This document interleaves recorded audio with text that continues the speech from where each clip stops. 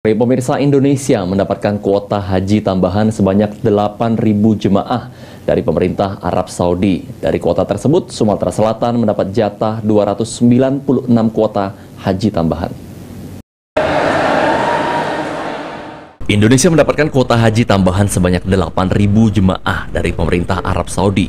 Dari kuota tersebut, Sumsel mendapat jatah 296 kuota haji tambahan. Humas Kanwil Kementerian Agama Sumsel Abdul Kudus di Palembang mengatakan, kuota tambahan tersebut diprioritaskan untuk calon haji yang telah melakukan pelunasan biaya penyelenggaraan ibadah haji. Calon jemaah haji tambahan ini akan diberangkatkan pada kloter terakhir atau kloter tambahan. Calon jemaah haji yang sudah melakukan pelunasan dari cadangan waktu masih tersisa 240 jemaah. Sehingga dari jatah 296 orang, kuota tinggal menambahkan 56 calon jemaah lagi. Ditambahkan Kudus, calon jemaah haji yang akan dilakukan pemberangkatan akan dikonfirmasi ulang oleh Kemenak Sumsel bagi calon haji yang masuk daftar antrian dan telah melunasi BP agar mempersiapkan diri untuk diberangkatkan ke Tanah Suci. Saat ini calon haji yang akan diberangkatkan dari Palembang sudah masuk pada kloter 6 yang berasal dari Palembang dan 4 Lawang.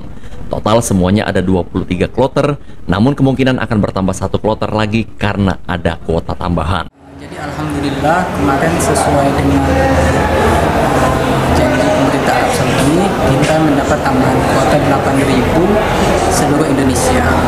Itu sudah diputuskan oleh pemerintah, dalam hal ini Menteri Agama melalui KMA, Keputusan Agama tentang penambahan kuota, dan Sumatera Selatan itu mendapatkan kuota 296.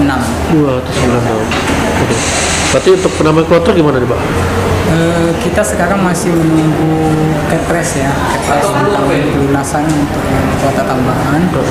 Tetapi Sumatera Selatan kemarin waktu terakhir pelunasan jemaah cadangan itu ada sekitar 240 jemaah cadangan yang sudah melakukan pelunasan dan tidak masuk di kuota 7.012. Aji Delia, PAL TV.